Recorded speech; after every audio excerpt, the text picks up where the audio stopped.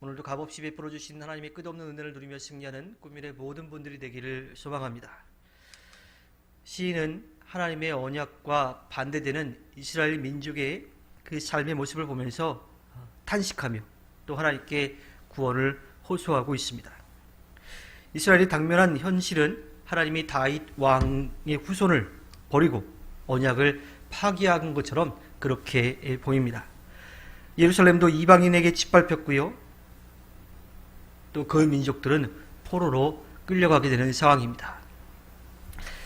하나님의 말씀은 진리죠. 분명히 우리가 앞에서도 보았을 때 약속한 것은 반드시 지키겠다고, 그 왕위를 끊어지지 않겠다라고 그렇게 약속하셨던 하나님이에요. 그런데 현실은 그러지 않았습니다. 현실은 하나님의 말씀과 다르게 느껴져요. 그렇다고 해서 그 순간의 찰나 때문에 우리는 하나님의 말씀을 놓아서는 안 됩니다. 시인은 이스라엘이 겪는 고통으로 인해서 가슴 아파하고 있습니다. 때로는 극심한 고난 가운데 하나님 왜 이렇게 됐습니까? 하나님 날 도와주시지 않습니까? 라고 하는 탄식이 나올 때도 있어요. 어떨 때는 그러한 말을 꺼내는 자체가 하나님 앞에 죄송스러운 마음이기도 하고 또 원망하는 것 같아서 멈칫할 때도 있습니다. 그런데 그러한 상황마저도 하나님께 거짓없이 고백하는 것이 우리들에게 필요하지요. 자신의 어려움을, 힘든 상황들을 하나님께 모두 맡기며 기도하는 것이 우리들에게 필요합니다. 하나님은 그러한 기도도 기꺼이 들어주시기 때문입니다. 오늘 말씀에 보면 하나님이 기름을 부으신 자에게 진노해서 그를 버리셨고 또 그 언약을 깨져서 그 왕의 관을 욕되게 하셨다라고 이야기합니다. 또한 그를 대적의 손에 넘기셔서 그 영광이 끝나고 수치로 덮이게 하셨습니다. 시편 기자는 하나님의 약속을 지키지 않으셨다라고 하는 이야기를 하기보다는 이 가운데에서 하나님의 약속을 지키시기 위해서 그 일을 행하셨다라고 하는 것과 사람들이 가지고 있는 것은 한계가 있다라고 하는 것, 그것을 우리들에게 들려주고 있습니다.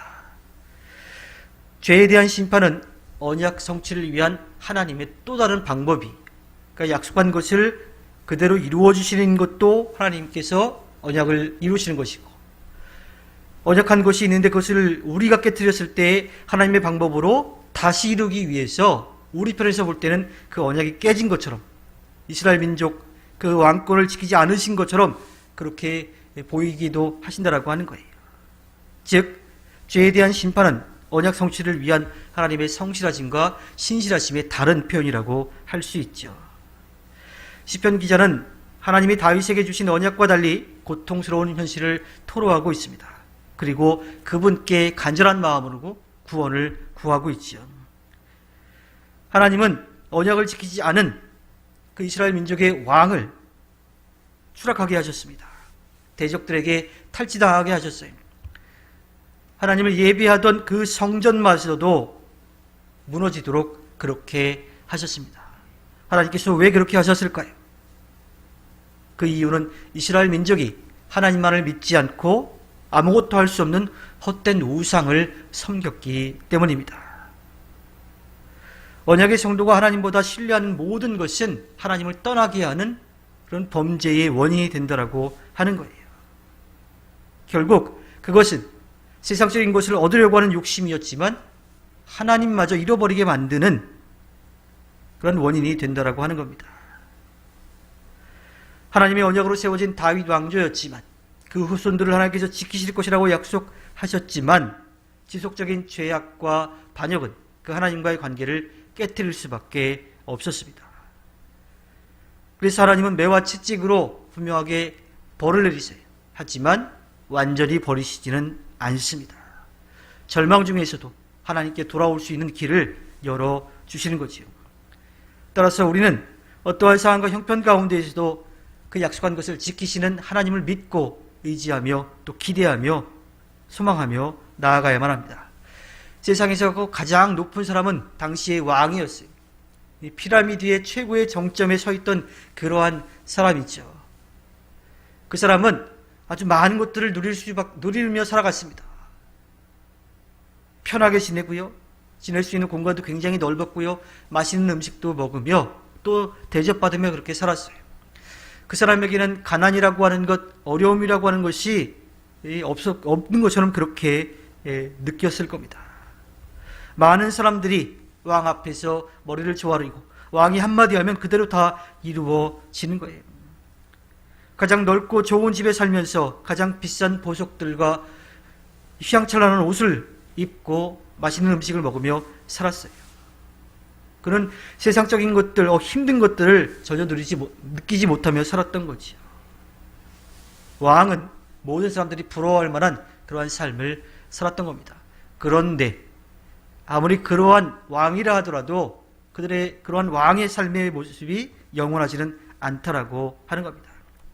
하나님께서 그 자리를 허락하시지 않으면, 하나님께서 그 자리를 보호해 주시지 않으면 그 왕의 자리는 빼앗겨버리고 만 거지요. 하나님이 그를 지키시고 돌보시지 않으면 그 머리에 왕관이 땅에 내팽개쳐지고 또 왕을 둘러싸고 있던 모든 울타리들, 보호막들이 다 무너져버리고 마는 겁니다. 왕을 지켜주는 울타리와 요새들이 다 무너지는 날이 임하게 될 수밖에 없는 거지요. 그렇게 되면 왕을 우러러보던 사람들이 오히려 왕을 무시하는 그러한 결과를 얻게 됩니다. 왕이라고 해서 그 가진 것들을 영원히 지켜갈 수는 없는 겁니다. 세상에서 가장 높고 견고한 것이 무너지면요, 거꾸로 더 밑으로 추락할 수밖에 없는 거예요. 또 그러한 사람들이 무너진다면 그 밑에 있던 사람들은 어떻겠어요? 그들도 마찬가지가 되는 거예요. 그래서 이 땅에서 필요한 것들, 또 이 땅에서 많은 것들을 누리는 그러한 것들이 영원하지 않다라고 하는 것을 우리가 겸손한 마음으로 깨달아야만 합니다. 이 세상에서 하나님 외에 영원한 것은 아무것도 없어요. 권력도, 돈도, 또 능력도 영원하지 못합니다. 높은 것이 무너지면 그 깨어짐이 더 심한 법이죠. 아름다운 것이 썩어버리면 그것보다 또 추한 게 없는 겁니다.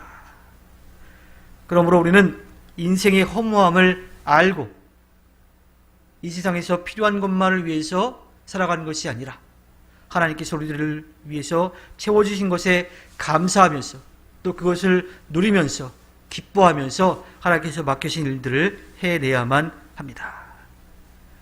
이 세상에서는 영원한 것이 없어요.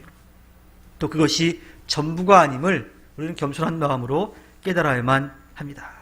그런데 그 가운데에서 허무하지 않는 것이 있습니다. 그것은 바로 하나님이시고 그분을 믿고 의지하며 살아가는 우리들, 믿음의 사람들이라고 하는 것이죠. 하나님 안에 있는 인생은 허무하지 않습니다.